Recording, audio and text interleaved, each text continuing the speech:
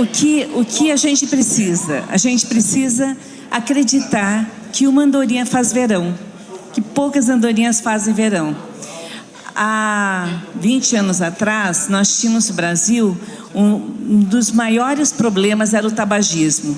Todo mundo fumava dentro do avião, fumava dentro dos quartos, dentro dos restaurantes. E eu fiz um congresso mundial, latino-americano inicialmente, de câncer de pulmão, no Guarujá. Fiz um fórum de tabagismo e descobri que fazia 2 anos que a Convenção Quadro estava parada na Câmara e não ia para o Senado. Aí eu juntei as pessoas, fiz um grupo, e liguei para o ministro da Saúde e falei: olha, nós vamos ajudar a passar essa Convenção Quadro contra o tabaco. Consegui ir até a Câmara, conversei com o então presidente da Câmara, ele vinha passando para inaugurar uma galeria, e eu falei para ele, coloquei a mão no coração dele, falei assim: em nome de todas as crianças desse país, em nome de todos os jovens que não vão precisar ter as 40 doenças que o cigarro causa, amanhã abre a pauta por 2 horas, os líderes, já conversei com os líderes, o senhor, por favor, passe para o Senado. E ele passou.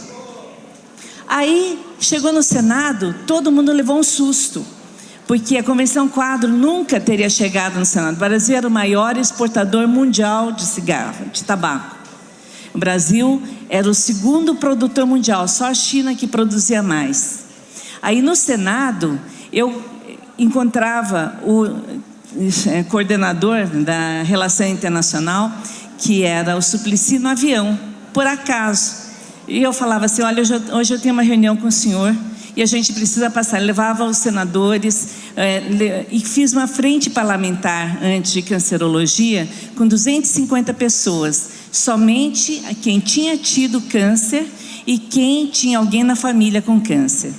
Nessa ocasião em que eu precisei fazer toda essa questão para conseguir passar todas as leis de controle do tabaco do Brasil, e aqui no Estado, na Assembleia Legislativa, a galeria estava cheia de gente da indústria do tabaco, pagando os funcionários dos restaurantes para dizerem que iam ficar desempregados se a lei de controle do tabaco passasse.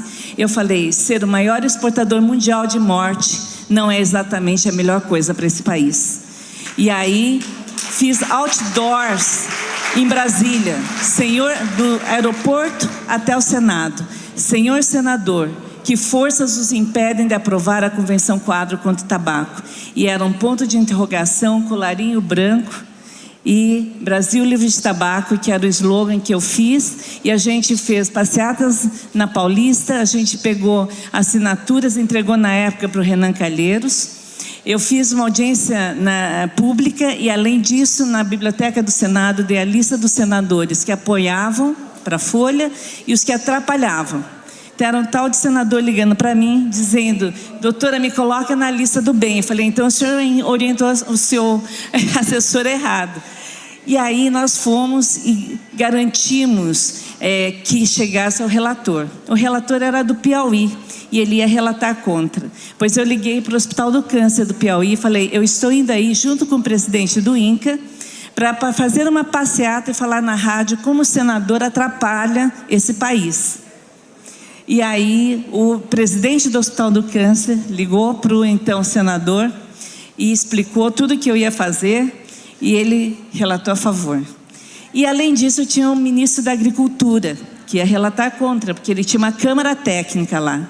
Eu consegui, junto com uma diretora do INCA, um paciente meu que era ministro, me colocou ali, e aquela noite ele ia viajar, nós íamos perder o prazo na comissão da Organização Mundial de Saúde. E eu falei: o senhor sabe a dor de uma família com câncer, de perder alguém desnecessariamente? O senhor sabe o que significa você estar morrendo e deixando para trás pessoas que não vão ter mais o pai ou a mãe para sustentá-los? Ele começou a chorar. Ele tinha tido câncer. O pai e a mãe tinham tido câncer. A mulher estava sendo operada. E um amigo tinha morrido nos braços dele. Ele falou: a senhora tem razão, eu vou passar. E aquela noite, ele tinha uma reunião com o então Casa Civil, que era a Dilma, e o presidente, e ele conseguiu, na época, passar a Convenção Quadro. E ainda precisava ratificar. E o presidente, naquela época, tinha falado para os jornalistas: eu fumo onde eu quiser, aqui é a minha casa. Aí os jornalistas me ligaram: a senhora não vai falar nada? Eu falei: claro que vou. Eu já falei para ele, para a esposa dele, que tem que parar de fumar. É um horror isso. Atrapalha, né? E aí, aí o vice-presidente estava com câncer. E ele me perguntava, às vezes, o que eu achava da doença dele. E eu pedi para que ele conversasse. E a gente conseguiu, através do bem, das pessoas de bem, passar todas as leis de controle do tabaco. Foi por isso que eu acabei recebendo prêmios no Canadá e faço ainda simpósios mundiais de controle de tabaco até hoje, no Japão, na Áustria e em mais de 12 países da América Latina. E a gente tem o prazer de ter uma diminuição substancial do número de fumantes no Brasil. Quando eu tive essa questão do controle da doença, da pandemia, e vi o que estava sendo feito de errado, de más informações, e fui chamada para prestar informações como consultora independente, como cientista, para um comitê de generais e de ministros em Brasília, para o presidente. Falei: eu estou colocando a minha trajetória de 40 anos de medicina à disposição do meu país. E eu fui lá para mostrar a verdade, que o tratamento inicial, o tratamento identificando cada etapa, ele faz toda a diferença, como ainda faz.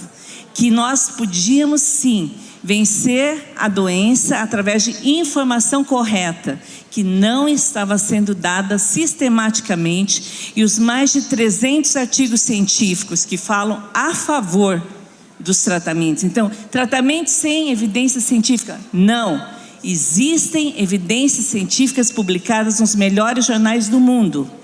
O que existe também foi a falsidade de artigos fake, artigos publicados com 96 mil pacientes forjados para dizer que não funcionavam, para tirar os medicamentos da Organização Mundial da Saúde, do FDA e do Instituto Nacional de Saúde dos Estados Unidos. Isso é um absurdo. Conflito de interesses de várias sociedades médicas para dizerem que nada funcionava. Então, a minha dor com isso é que eu não tinha capacidade mais de informar a população, porque todas as mídias fechavam as portas. Por isso, eu fui voluntária na CPI. Eu fui conversar com a presidência da CPI, levei os artigos e falei: olha aqui, eu preciso explicar para o Brasil que existem tratamentos, sim, isso vai salvar pessoas. E aí, quando eu vi, foi armada toda uma situação para me denegrir e me destruir, tentar me destruir. Quando eu estava lá, me perguntaram: a senhora quer jurar, falar a verdade? Eu falei: claro, eu sempre falo a verdade. A senhora está como voluntária, a senhora não precisa. E eu falei só a verdade. E, na realidade, o que aconteceu foi uma excrescência, uma situação absurda, mas que trouxe um contraste tão grande que ficou evidente para o Brasil que essas instituições precisavam ser renovadas.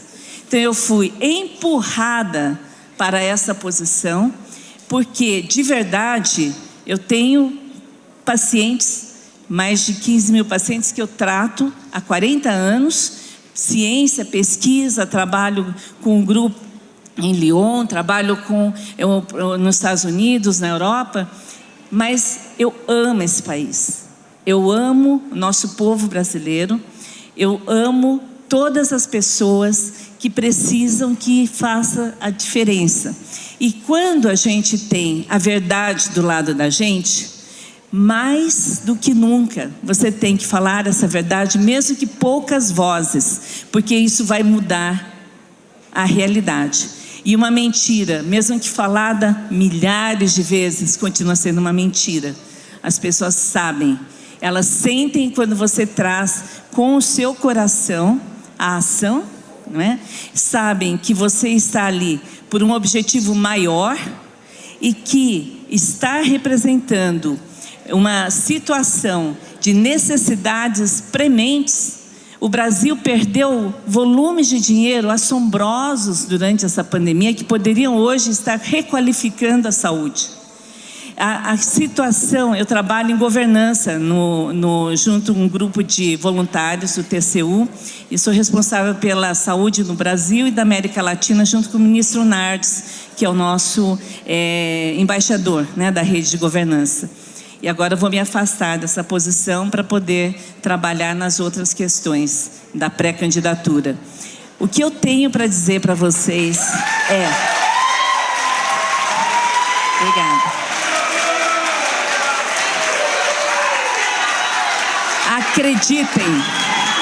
Acreditem que é possível.